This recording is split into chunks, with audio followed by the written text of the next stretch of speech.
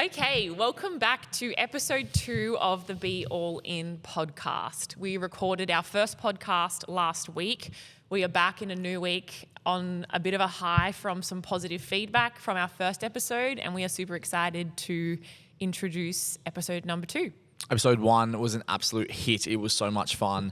I honestly cannot believe the amount of positive feedback we received from our immediate community, but also those who are just outside of our community. I can't believe how many people took the time to actually send us a message and reach out and say something positive about it. So it is the absolute perfect start for the podcast, and it just has motivated us to really be all in on it and continue with it. Yeah, and the reassurance that we were a little nervous to put it out there, and it's just calmed those nerves. So we're really going to keep on pushing forward. So episode number 2.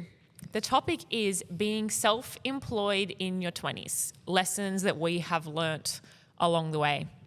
So Bayfit started when we were at, I think, 20 years old. It was when Bailey went out on his own.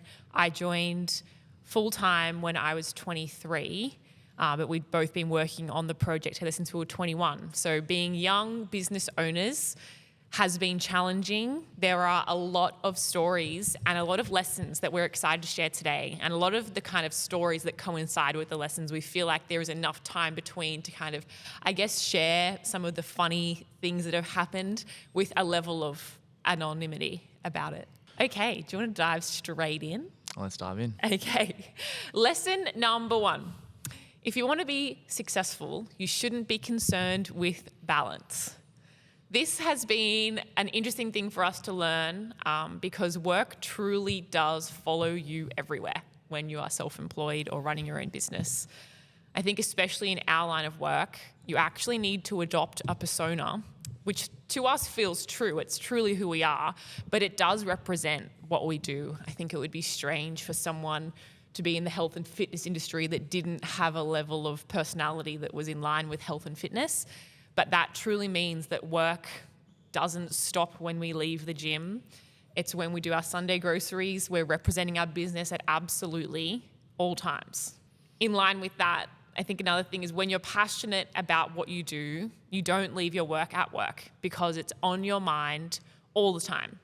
I think this is something that we learn along the way, that your Instagram doesn't turn off after you leave the gym. Like, you're constantly in communication with people 24/7. But it's because we're passionate about it too, that the ideas, especially being in a relationship together, we say a lot of our good ideas happen when we're laying in bed at night together before we go to sleep. And that's when we're truly ticking, but it's because we're so passionate about what we do. With this, in the early stages of running our business, we were just around 21, 22, 23. I think you can imagine what other people are doing in that stage of their lives. And when we decided to, I guess, be all in on creating a gym and a gym community, it meant that we were spending our weekends painting, setting up equipment. We were coming in at odd hours, which meant that I think we did get a little bit of pushback from people saying that we needed more balance. Do you agree with that? Yeah, personally, I'm not the hugest fan of balance. I kind of think if you prioritize everything, you actually prioritize nothing. And so I've kind of, whatever I've been doing, and this podcast is about the business in particular, once we decided to be all in the business, we had to represent the business through every stage of our life. You can't really, I don't think, reach your true potential, at least, if you're not all in on whatever you're doing. And so, yes, it does mean that there might not be enough balance, but I feel like balance is also a very subjective concept where you get to whatever you think is balance, or how much balance is necessary. Is it an 80-20 principle? Is it a 50-50 principle? Is it a 100-0 principle? Like, it's up to the individual. And we've kind of just always been, or myself especially, just 100% for whatever it is, whether it be athletics, the business, and so I'm not the hugest fan of balance. Yeah. I remember like when we were first starting the gym, there was actually a trend on Instagram where you would showcase like what you do in the day and then showcase what you do on weekends. And it was all about like this concept of like you need to like even out both so they happily can meet in the middle. But I remember looking at it thinking, but they're two complete opposite ends of the spectrum. Like, if you're truly happy doing one thing, you shouldn't need to contrast it with something on the absolute extreme ends. Like, we love health and fitness and we love like leadership, running a gym. So on the weekends, like, it's actually what we crave doing as well, like, because it's our life and it is our true passion. So this concept of balance, I remember it was, and again, at a time of our lives where we weren't as confident as we are now. And I can remember feeling so insecure about, I guess, not doing the norm and what other people potentially were. But I can look back on it now and I'm just so happy that we had each other in the process to lean on and know what we were doing was in line with our mission and our values as well. Yeah, I think that there's nothing wrong with having balance. Like, although I say I was 100% in, I still had to sleep. I still had to eat. I still had to drink. I still had to like see my friends, stuff like that. So it's not like I was a drill sergeant. So there's nothing wrong with balance, but my issue is when other people are telling you that you need balance. Yeah. Because I feel like that often is coming from a place of they're insecure that they're not doing as much as you're doing in whatever realm it is. And they want to try and pull you back into their realm, whether it be partying, drinking, gambling, whatever, so they don't feel as bad about themselves. But those who are truly confident, if you're happy drinking and partying, then you just do that on your own, or like you don't need other people there to have fun with it. But I feel like, yeah, the people who are wanting you to come back to that old life or that past self are those who just like are worried that you're kind of outgrowing them a little bit. And that's where I have an issue with people telling others that they need balance. Yeah. A concept which I absolutely love, and I learned this recently from my friend who is working in workplace psychology, is that there's a buzzword about having work-life balance, but the better way of phrasing it is to have work-life integration. And work-life integration is a way of organizing your personal and professional responsibilities so that they complement one another.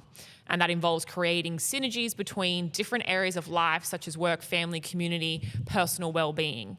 And for us, I think that meant letting go of this expectation that whilst you're at work, you're always on and always working. And coming from a 9 to 5, that's what it was. It meant the moment I walked in the doors in my old jobs, I was at work, and the moment I left work. But going to being self-employed, those barriers and boundaries are so blurry.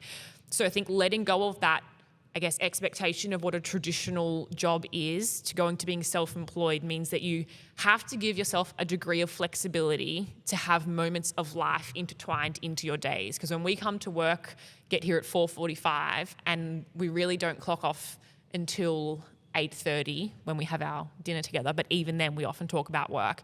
That is a long time to be on. So it means you need to find ways to, I guess, switch off throughout your day. And for us, that means that we like train throughout the day, get moments of sun. If we need to have an appointment in the day, we give ourselves so much grace of going and doing that, because if you actually tally up the hours in the week, like, it's astronomical. So you need to find ways to, I guess, ebb and flow through those two types of your personality. Yeah. I think there also has to be phases, and we spoke about seasons of life in the last podcast, that if you are an entrepreneur, you're starting your own business, owner of a small business, then you have to, I don't want to use the word sacrifice, but you have to be 100% all in and not have any balance if you want it to be successful. You can't be looking to have the perfect integration or work-life balance and be able to kind of like put your feet up and have those luxurious holidays or buy a nice car, etc., without putting in the work required at the start. And I think a lot of people underestimate how much work that is. And I think some people are concerned with, like, what is the 1%ers? How can I get 1% better when they're not putting enough focus and effort into the 99%? So the base, the foundation, the structures that your business is built on, that is where you need to put the most time, effort, energy, and that takes a lot of time, effort, energy. And then once you have that strong foundation, then you can look to add the 1%ers on top, but it can't be the other way around. Yeah, that flows really well, I guess, into our second lesson, which builds off lesson number 1 as well, which is that around this term of sacrifice, and that people won't always understand. So leading into this, if you have the pressure of running your own business, that means you have financial, managerial choices you have to make, which often means there is a degree of sacrifice. But personally, I hate the word sacrifice because I feel like it comes with really negative connotations of you're missing out on things, which yes, you are missing out on things, but it's all about how you look at those things. So a term which I learned in year 11 economics was the opportunity cost. And for us, this is how we make decisions, which is the opportunity cost of the value of the next best option that's given up when choosing the other option. So for us, when it came to setting up the gym, it meant that we gave up going out on the weekends to instead be in the gym building our dream life. And even when I phrase that, I can go out any weekend, but in those crucial moments, like I'm building my dream life, we are setting up our future. The decisions were always so easy. And like there is a quote that like you have to choose like the hard right over the easy wrong. And at the time, that was definitely how it felt. We're making so many hard choices. And we talk about this a lot now, that we did make really difficult choices, but now it has set us up to the point that we're at now. And I don't regret any of them. And even now, the more you make hard choices, the more simple it becomes, because you're so clear on the direction and the future that you're going into. Something I've always thought to myself, and I think it's instilled in me from my parents from a young age, that life is just a game of decisions, and it takes one bad decision to tarnish your reputation or make you someone who you're not. So be very conscious of every decision you make. And every day we are presented with countless decisions where we get to choose the hard right or we get to choose the easy wrong. But that choice is entirely up to us, and we have no one else to blame for that. What time do we wake up? Decision. Do you make your bed? Decision. Am I going to eat healthy today? Decision. Am I going to train today? And when I train, how hard am I going to push myself? Both of those are conscious decisions. Am I going to be a positive person and look at the glass half full? Or am I going to be negative and choose to look at it half empty? Another conscious decision. And the way I've always approached my life is summed up perfectly with the quote, do today what others won't, so tomorrow you can do what others can't. So today I'll make the hard decision, so later down the line, I can hopefully do something, have a successful business, have a house, have a family, whatever it is that maybe not everyone else will have the opportunity to have. Every day I wake up at 4 a.m. and I have done that for the last 6, maybe 7 years. And there's not a single time I've wanted to wake up at 4 a.m. or the alarm goes off and I jump out of bed, but I'd make that hard decision and I do it anyway.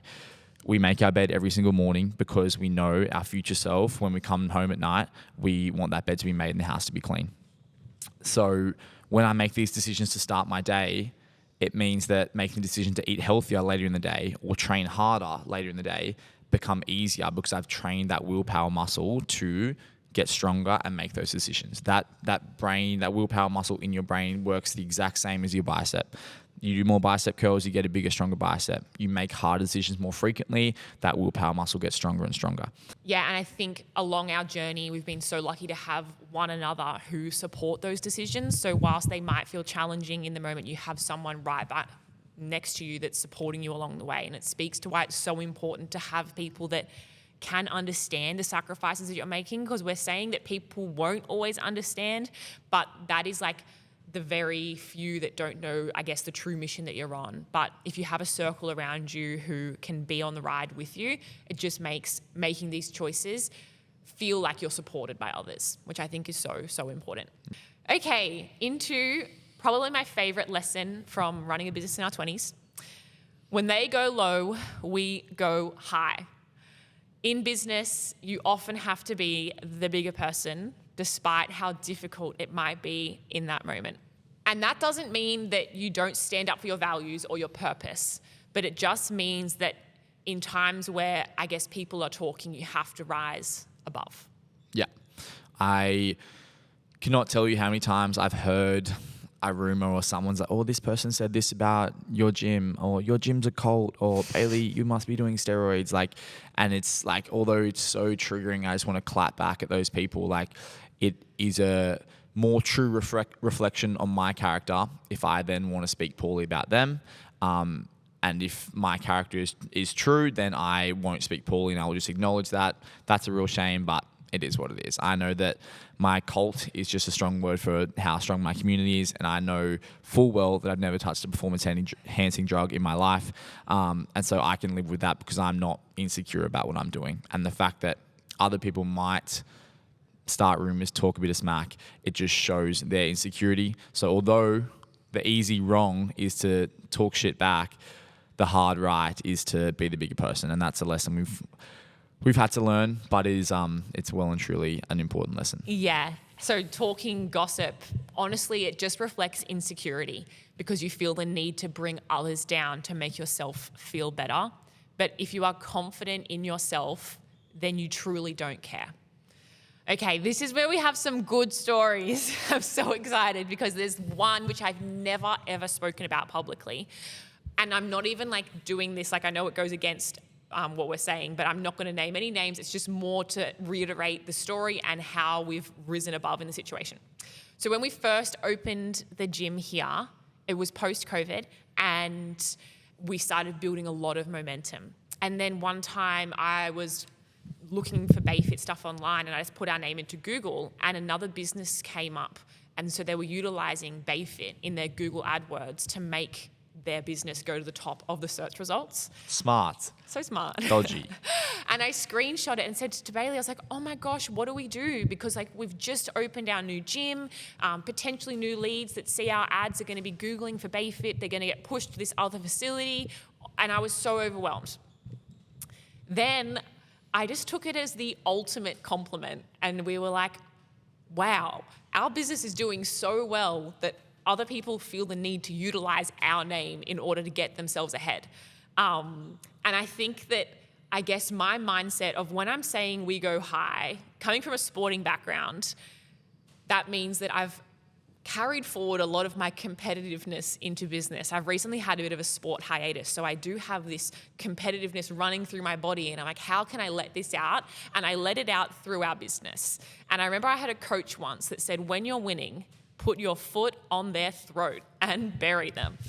And I think that's honestly how I've adopted a lot of these lessons in business, in that my version of going high is to be exceptional and to outwork everybody. Let our results and our reputation do the talking for us. And that is how I rise above without scooping down to that level. Bailey, what do you think of that? Yeah, I think she's a savage, but I completely agree. I think there's so many stories and we could go into a lot of them, but we won't. The other one I'll touch on, because this just shows how early on in the piece we've had interactions like this. Before we'd even opened the gym, and I'd just gone out on my own in the garage. So two-door garage, we spoke about it in the last podcast, doing one-on-one PTs. We had the council reach out to Maddie's family of their home residents and tell us that they'd had reports that we were running a fully furnished 24/7 gym outside of the garage. And that there were people parking on all over nature the nature strips. The music and that was the too music loud. was on at 3 a.m. because it was an all-night commercial gym in our home. Yeah. So, and we were just like, what? We didn't realize what was happening at first. Like, what could possibly be happening? I went around. Oh, this was so hard. It was so hard. Went to all the neighbors, said that, hi, you would have noticed I'm doing some PTs outside of the garage. And they were so nice. They were so nice. They I said, were like, is the music too loud? Is the barbells like too noisy? And they were like, no, not at all. We think it's so good that you're getting people out and active. It was, and I think 90% of people didn't even know that we were doing it. Yeah. And our next door neighbors, they didn't even know. Yeah. So, and then we kind of put two and two together that people had been sending anonymous complaints, because we asked, where is it coming from, so we can go and apologize and make sure what can we do better.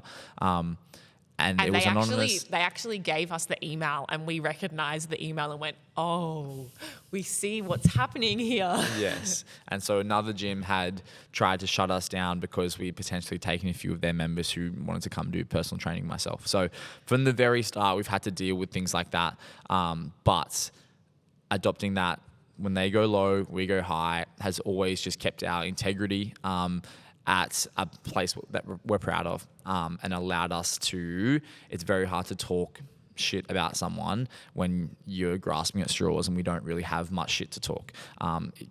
Call us a cult, say that our music's too loud. They're just such surface level things, when I'm sure there's much deeper problems in other communities. Yeah, and I think like that's where we just turn our attention back onto ourselves, and that we don't worry about what anyone else is doing. We just focus on what's happening within these four walls at BayFit, which means that we're able to always just focus on continuing to produce results that we're really proud of, which means that when we hear other things happening, we just honestly could not be less fazed by it.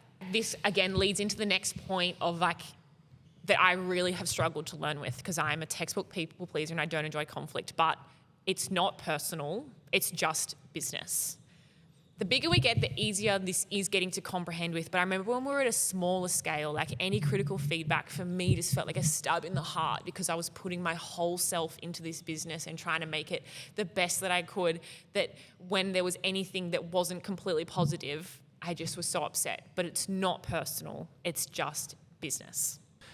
Yeah, so quick summary. The gym we're currently in was previously a gym prior, and this is a council facility. The gym was occupying it, part of the council deal. So the landlords of this place put out a tender and said, we're looking for a gym to occupy the exact same gym space. This is the rental agreement, this is the space, etc. And so there was a gym community already where we are now. And then when we were successful in winning the tender and taking over the space, there was a bit of pushback from the community that was already here, because they didn't want to see their past owners get moved on. So yeah, it was a tender application for the sublease. We applied, a couple of groups applied, and we just happened to put forth the best proposal, which meant that we were successful. In that time, like, we did everything we could to occupy and make these people feel welcome into transitioning. But I think it was just that resistance to change, which meant that there was so much pushback. And again, at this point, we were 23, and I was not equipped for that pushback, because I remember thinking like, oh my gosh, like, we are just two young people trying to start our dream, and these people don't want us to do it. Like, I was so emotional, and I just couldn't comprehend it. But now I can step back and look at it, and I was like, it wasn't personal. It was just business, in that they were upset that we weren't able to provide exactly what they wanted. But that is just part of life. You cannot be for everyone, because if you're for everyone, that you're not going to create deep connection for anyone. Like, I distinctly remember during that COVID period, where we were renovating space, we were painting the walls, we could see people kind of like poking their head in, and Maddie especially was just like so like anxious and insecure that like all these people hate me, and she's just like such a people pleaser, that it was a pretty significant event that like almost left a bit of trauma, because there was a whole group of people almost ganging up on us, and I can handle it. Like, I couldn't handle it. Yeah. I remember I was so afraid to show my face. Like, it was just such a difficult way to start our business journey. But they knew nothing about us. The growth that occurred. Yeah. So it wasn't personal at all. They didn't know us from a bar of soap. It was just business. And that was like one of our very first interactions before we'd even open the doors.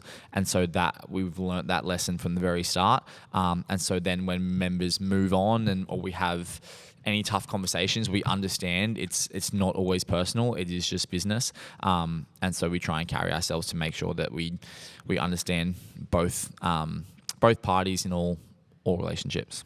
The next lesson, which we will go into, is that people love to watch you climb, but it can be challenging when you are at the view.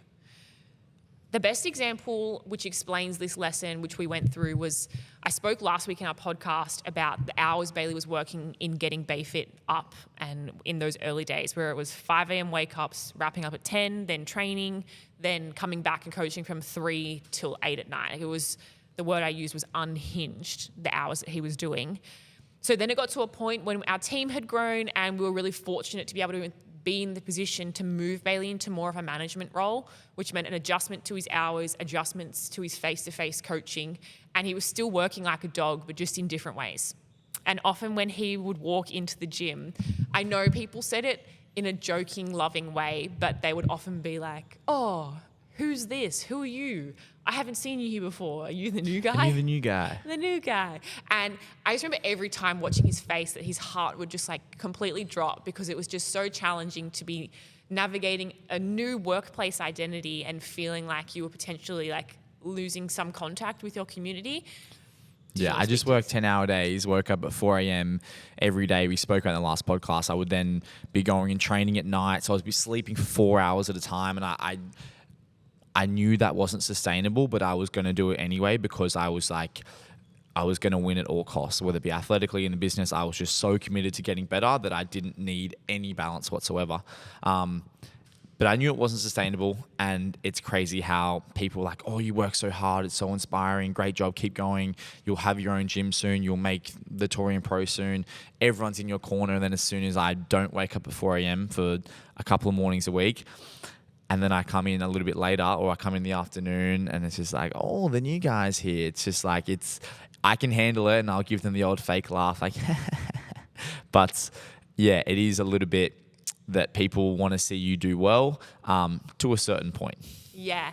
Another one which like was really interesting, I would get so frustrated when Bailey had broken through to making Torian. Again, when he first started the CrossFit journey, people were really inspired, loved it. But the minute he broke through, he probably got like a bit of almost pushback and flack. And I just noticed, I remember thinking like, oh, I just get so frustrated that people can look up to Michael Jordan and they want to be just like, I don't know, Buddy Franklin, like they're their heroes. But the minute that someone potentially within their actual realm of friendship is doing it, that they struggle to be that same level of like passionate support. And I think now we're so fortunate that we've like created a community where we've almost gone like, if you cannot support your friends, like you do not belong here. And I think that speaks to this point that we're kind of talking about. The next lesson, there's not a quote to go with it, but it's just something to highlight the idea of financial pressure of being self-employed. It's something which I've really grappled with because I think that the financial pressure of supporting yourselves, your team, your whole business, like it's a whole new level of stress that is like at points crippling. I think when we were first started Bayfit, we were really fortunate to still be living at home, but now that we're out of home with a mortgage, with a lot more risk on the line. I remember when we first signed our lease, I was like, oh, this is end game. Like we have to make this work because it's like sink or swim, and like we are swimming because there is no easy out. Yeah. And I think pressure creates diamonds, and pressure is good. It forces you to grow and get uncomfortable and do the hard thing. And I think that a lot of people just only want to start their own business or only want to do the thing if the success is almost guaranteed. If they want the paycheck at the end, they want the flexible hours to work for themselves, but they don't want the hardship at the start. They don't want if it's not guaranteed, it's too much risk. And I don't think a lot of people, unless you have your own business, truly know if you go home at 5 p.m, like you're getting the same paycheck no matter what. And the pressure on having to succeed, because if you don't make any money, you don't have any food on the table, or you can't do the things you want to do. But by having that pressure, it pushes you to do abnormal things. And I said before that do today what others won't, so tomorrow you can do what others can't. And like we have done so many things in the day because we've had to, and then it's allowed us to then later on, years down the track, be able to do things that others can't. I think that's another point that like we often would give advice, and like whilst we say be all in, like we were gradually all in, especially for myself. Like I worked another job before I started at Bayfit full time, because had we have both gone full time at Bayfit, like we wouldn't have been able to support ourselves. So like we worked really hard to ensure that we always had enough to make it work, but it wasn't like we just dropped our whole lives. And like this is another piece of advice. Like Bailey often gets athletes asking him like, oh, I think I want to quit my job and go full time at CrossFit. And our advice often is don't do it. There is no money in this. Like you need to prove yourself first. Like not until you are like basically guaranteed a games ticket should you look at doing that. Like, and even then, it's so important to still have something else to go along with you. And it's a similar concept applies to like when you're starting a business. Make sure that there is a successful path ahead of you before you drop all of your other balls. Yeah, it's very easy just to say be all in and throw it around as a willy-nilly concept, but you do have to be smart and educated in your thought process and your decision making behind it. So when it is time, or when you're going to commit to something, that is when you be all in. but you only make that commitment to the start of a new business or the athletic career, whatever it is, once you have like earned the right, or there's enough evidence for you to be like, you know what, this is worth the risk. But if it's not worth the risk, and you're putting your livelihood at stake, or you're not going to have any money, or whatever it is, then you do need to be smart about it, or you need just to work a little bit harder and juggle those 2 jobs or whatever it is for a little bit longer until you can see that, yep, you know what, now it's time to make that risk. And then once you pull that trigger, there's no looking back. Yeah, you can't doubt yourself. You just got to commit to the process. And that's what we've done, from whether it be starting the gym to starting the podcast to starting like being an athlete. We've learnt that there's no kind of plan B once you pull that trigger. Yeah. All right, our final point, the importance of people that you share it with. I think we've gone about saying there's no balance, there's pressure, there's tough decisions.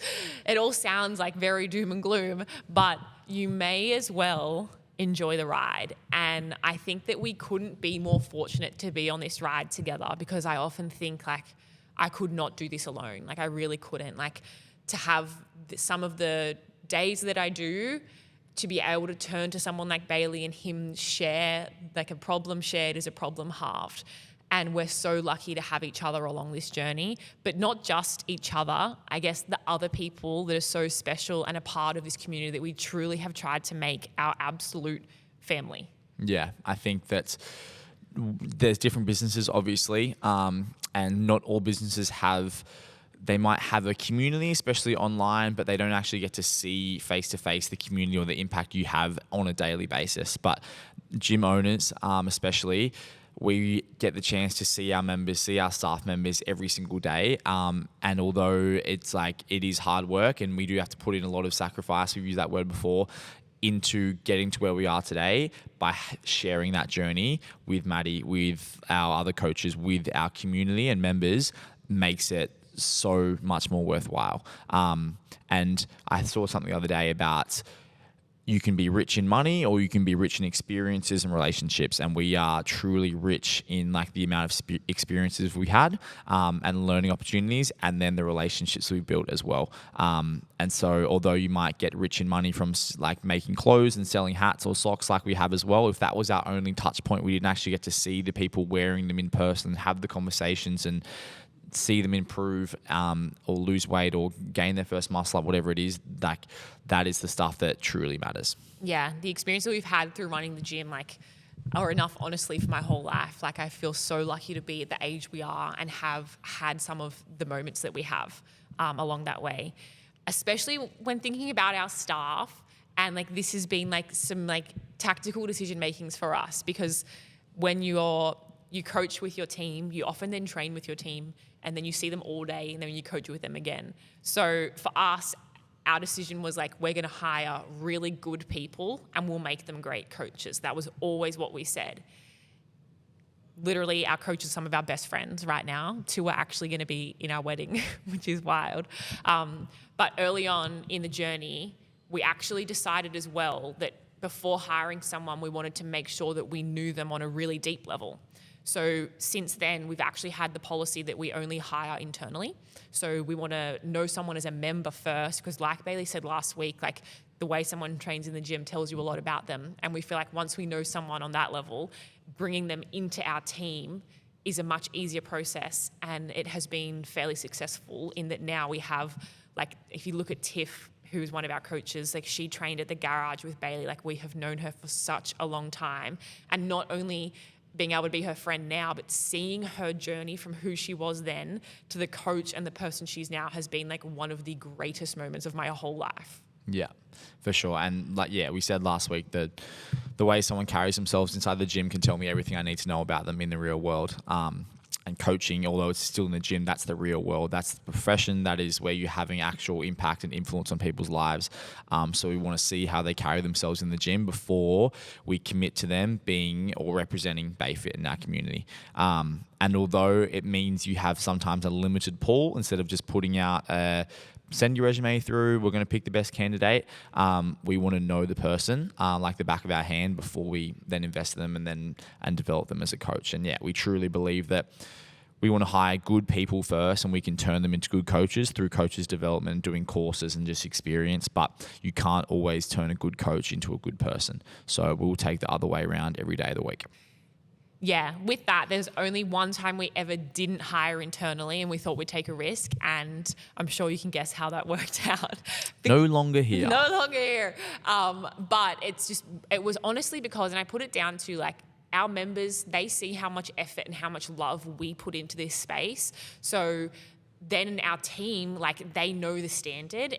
But if someone hasn't seen that on a day-to-day basis, like, it's difficult for them to understand like the magnitude of like how much effort and value we put into this place to then carry the same thing themselves. Yeah, I would never, ever, and I would hope our coaches never look at their work or like a shift, or have the afternoon shift. Like, we're not turning up just to like log the hours and get paid. Very few people in the world have a genuine position of influence and impact, where what you say and the way you carry yourself can actually impact the way someone else carries themselves.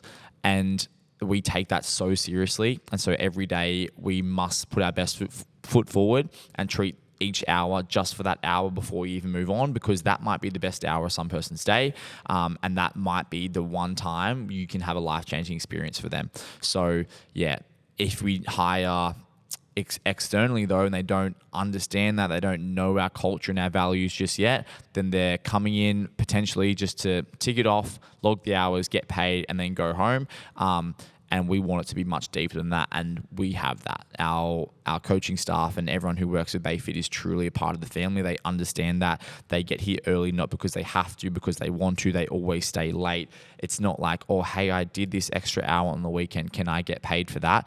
They're just doing it because they want to be here, and that culture has just come over time because we've just held such a high standard from the start, and people have seen the way that we've carried ourselves, the amount of work that we've put in, and so it just becomes the standard of the culture from there.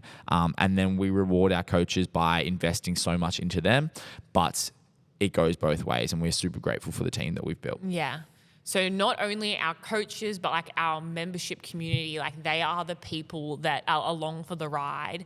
And that has really been what's made this whole journey for me. Like, I could name so many incredible moments which like just fired me up to work harder, because those things, like people getting their first toe to bar or whatever it is, has been the fuel for me to continue growing this business, because I can see the impact on a day-to-day basis.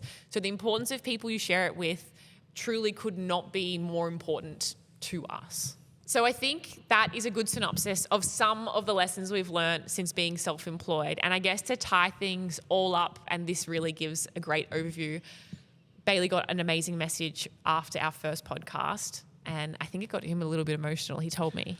Almost a little bit. It's nearly brought me to a tear. But one of our friends, and they'll remain anonymous, sent a message. We got lots of messages, and again, once again, we appreciate that so much. It genuinely means so much to us. But this one, I didn't expect it, and it really hit home and meant the most. As you know, I have a fair drive to and from the gym. So when people ask me why I still go there, I told them it's the programming and the people why I drive all that way. But listening to the podcast last night, I realized it's probably a bit more. And if I walked into another gym, I doubt they'll ever teach me half the lessons I've learned in the last 5 or so years, whether it be in everyday life or even for work. I think I'm a lot mentally stronger, cleaner in my areas of life, and generally a better person for coming. I've probably been a bit hesitant in posting stuff about the gym or social media because I cop it for being a cult. But listening last night, I was like, fuck it, who cares? Love the listens, makes the drive more enjoyable too. And that was just such an empowering message from the person who it came from, because it just fired me up and just made me think that although I know what we're doing is working, messages like that to the person that came from just made me realize that we are truly having impact, even on the people who you don't think they need the impact. So yeah, that was something that was just so good to hear. And it's good reassurance that this podcast can hopefully add some value. Yeah, I love that. It made me emotional. So if you've listened to this and you are looking to start your own business, go out on your own, hit us up. Like, we are always happy to give advice and sit down or have a coffee or a few Instagram DMs to chat more with you if you have any questions. We're lucky that we've been in it together, so we always can throw ideas back and forth. But if you don't have that luxury, we're happy to be your homie in the experience. Yeah, we've always been the fitness people, and we haven't really dived too deep into how we operate our business or things we've done. This is probably the first time we've ever spoken in long format about it, which is why the podcast is so awesome. But I'm sure there'll be more business kind of chat on future podcasts. But yeah, if anyone has any questions about it, and we have had it before about it, we'd love to hear from you. So what are the things we do in a podcast? We download, I think downloads are important. Follow, comment, I believe. Anyway, do all of the podcast things. We are excited to continue investing our time into this project because it is so much fun. Yeah, I don't really understand how podcasts work. I just sit down and talk, but I think we had over 100 downloads in less than 24 hours when we posted our one on Monday, which is pretty cool, I think. I don't know. I don't but really we will know. find out. But we're going to keep building. We're going to keep doing the podcast, whether people are listening or not, because I think there's a few people who are getting some value from them. And we've got some exciting episodes coming up. We have our first special guest happening later in the week, which we will reveal at a later date. But stay tuned for more exciting Be All In podcasting. Be all in.